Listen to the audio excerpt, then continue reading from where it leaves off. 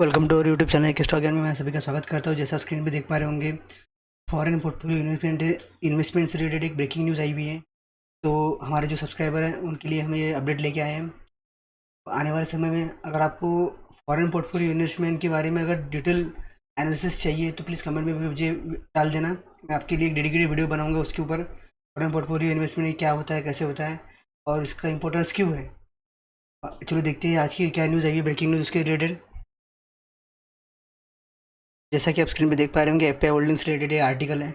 ये आर्टिकल में इन्होंने लिखा हुआ है कि भाई पिछले कुछ दिनों से एफपीआई कंटिन्यूसली अपना माल बेच रहे हैं, पर कुछ कंपनियों में इन्होंने अपना माल कंटिन्यूसली गेन करा है, मतलब उन्होंने अपने स्टेक्स बढ़ाए हैं।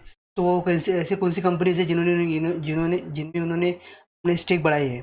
तो कंपनियां हमारे रडार पे होना चाहिए, हमारे वॉच लिस्ट पे होना चाहिए कि वो स्टेक क्यों बढ़ा रहे हैं, उसके पीछे क्या रीज़न हो सकते हैं। कि हमारे तक न्यूज़ पहुंचने में टाइम लगता है, पर उनके पास कुछ ना कुछ डाटा एनालिसिस होता है, तभी उस कंपनी में वो लोग जाते हैं। कि उनका जो फंडामेंटल रिसर्च एनालिसिस विंग रहता है, वो उनको प्रॉपर डेटा लाइन देता है कि भाई इस कंपनी में क्या आने वाले समय में फ्यूचर बनने वाले क्या है क्या नहीं। तो उसकी जो अपडेट्स रहते हैं उनके पास हमारे से ज़्यादा रहते हैं। चलो देखते हैं वो ऐसे कैसी कौन सी कंपनी है। जैसा कि आप ये आर्टिकल देख पा रहे होंगे कि Hindalco industries, Cipla, ITC were among the 6 BSE 100 large caps were foreign portfolio investors hike stakes at least 150 basis point से उन्होंने लास्ट मार्च क्वार्टर में उन्होंने अपना स्टेक बढ़ाया, जबकि उन्होंने the quarter was mark bye huge foreign outflows. मतलब वो ये पिछले क्वार्टर में मतलब फॉरेन पोर्टफोलियो इन्वेस्टमेंट ने करीब करीब 1.10 लाख करोड़ के उन्होंने अपनी जो इन्वेस्टमेंट थी वो उन्होंने निकाल ली है मार्केट में से। फिर भी उन्होंने इसमें इन्वेस्टमेंट बढ़ाई है, तो उसके पीछे क्या रीज़न हो सकता है। अपने इंडियन इकोनॉमी की इमर्जिंग इकोनॉमी है, सबको पता है। तो ये डॉलर अभी जो सिचुएशन है इमर्जिंग इकोनॉमी होने के बावजूद अभी कैसे डॉलर राइज हो रहा है। इन्फ्लेशन पूरी दुनिया में अभी ओवरऑल चल रहा है। और average price targets many of stock suggest potential upside. बहुत से स्टॉक के अभी जो लो अभी 52 वीक लो पे चल रहे हैं। तो ओवरऑल ऐसी कंडीशन में भी ये कंपनीज में इन्वेस्ट कर रहे हैं। तो ये जो कंपनीज है उसके बारे में डिटेल एनालिसिस करते हैं कि क्यों उनको ऐसे लग रहा है। जैसा कि आप देख पा रहे होंगे, हिंदाल्को में March was the third straight quarter when the FII hike their stakes in Hindalco Industries. मतलब मार्च की जो क्वार्टर्स है उन्होंने, ये सितंबर क्वार्टर में भी उन्होंने अपना स्टेक बढ़ाया था हिंदाल्को में, बाद में दिसंबर क्वार्टर में भी उन्होंने अपना स्टेक बढ़ाया था, और मार्च क्वार्टर में सिक्वेंटली उन्होंने 88.85% इन मार्च क्वार्टर 286 बेसिस पॉइंट से उन्होंने इन्वेस्टमेंट बढ़ाई है उनकी। ओवरऑल देखा जाए तो इंस्टीट्यूशनल क्लास इंक्रीज स्टेक्स इन कंपनी 52 बेसिस पॉइंट्स इस दिसंबर में बढ़ाया था उन्होंने, और सितंबर क्वार्टर में भी 52 बेसिस पॉइंट से बढ़ाया था। ट्रेंड लाइन ये करेगी average price target of the stocks 672 है, बट सजेस्ट 69% पोटेंशियल अपसाइड। तो ओवरऑल देखा जाए तो ये जो हिंदाल्को इंडस्ट्रीज है तो ये आपकी वॉच लिस्ट पे और रडार पे होना चाहिए। आने वाले समय में कुछ ब्रेकआउट के चांसेस आते हैं क्या, हमारी भी अपडेट उसके ऊपर कंपनी पे हमारी नज़र रहेंगे अपडेट के लिए।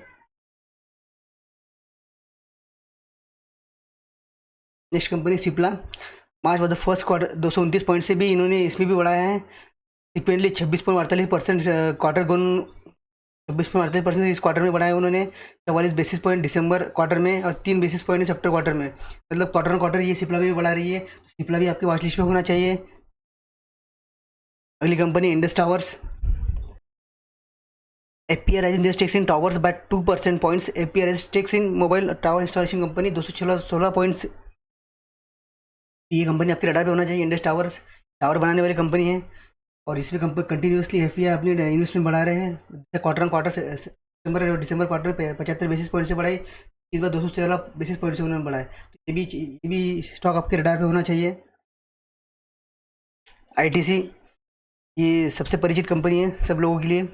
FPI raise the stakes in 200 basis points sequentially 91% in March quarter. Overall देखा जाए तो इन कंपनियों में 200 के आसपास बेसिस पॉइंट से सभी क्वार्टर लास्ट मार्च क्वार्टर में सभी कंपनियों में इन्होंने बढ़ाए हुए हैं। तो ये कंपनियां क्यों ऐसे बढ़ा रही है, मतलब ये जो एफ आई इनमें स्टेक क्यों बढ़ा रही है, ये इसके लिए हमें इस कंपनी के बिजनेस मॉडल, इस कंपनी के फाइनेंशियल रिजल्ट और इन कंपनी फंडामेंटल एनालिसिस में पता होना चाहिए, तभी जाके हम इस कंपनी में इन्वेस्ट कर सकें और इसका बेनिफिट ले सकते हैं। अगली कंपनी है वोल्टास। मार्च वोल्टास में भी एसी मेकिंग कंपनी है। 170 बेसिस पॉइंट से उन्होंने इसमें भी बढ़ाया हुआ है। और लास्ट क्वार्टर कंपनी में 211 बेसिस पॉइंट दिसंबर में 507 बेसिस पॉइंट सितंबर में। तो इसमें भी अच्छा खासा उन्होंने स्टेक बढ़ा रहे हैं। तो ऐसा नहीं कि भाई कंपनी, मैंने आपको बता दिया है कि इसमें रडार पे लगना है तो सीधे जाके इन्वेस्ट करना है, ऐसा नहीं। कंपनी के बिजनेस मॉडल देखिए, कंपनी क्वार्टर रिजल्ट देखिए, कंपनी का ओवरऑल चार्ट पैटर्न क्या वर्क कर रहा है उसके ऊपर थोड़ा एनालिसिस कीजिए। और रहे तो अगली कंपनी है टाटा स्टील। टाटा स्टील में भी 22.87% मार्च में उन्होंने एफ बढ़ाया। एफ ने अपना स्टेक बढ़ाया। 44 बेसिस पॉइंट उन्होंने इंक्रीज़ किया था दिसंबर क्वार्टर में। सितंबर क्वार्टर में भी उन्होंने बढ़ाया था। तो 102 पॉइंट उन्होंने दिसंबर क्वार्टर में, 44 पॉइंट सितंबर क्वार्टर में बढ़ाया था। तो ओवरऑल इसका बोलने का मतलब ये है कि आप इस कंपनी के बारे में एनालिसिस करना चाहिए। अगर आपको एनालिसिस करने के लिए वक्त नहीं है, या फिर आपके पास डाटा सोर्स अवेलेबल नहीं है, या फिर कोई भी चीज़ है, तो आप हमारे साथ जुड़े रहिए, ताकि आने वाले समय में हमको इस प्रकार के अपडेट देते रहे, ताकि आप अगर इन्वेस्टेड है तो आपको किस प्रकार से उस कंपनी के बारे में इंफॉर्मेशन चाहिए, और किस प्रकार से आप उस कंपनी का इंफॉर्मेशन के बेस पे अपना पोर्टफोलियो में आज अपना प्रॉफिट आप जोड़ सकते हैं। तो thank you for watching this video. Please subscribe और चैनल, ताकि आने वाले अपडेट आपको कंटिन्यूसली मिलते रहे। और ये शेयर्स आपके रडार पे होना चाहिए आने वाले समय के लिए।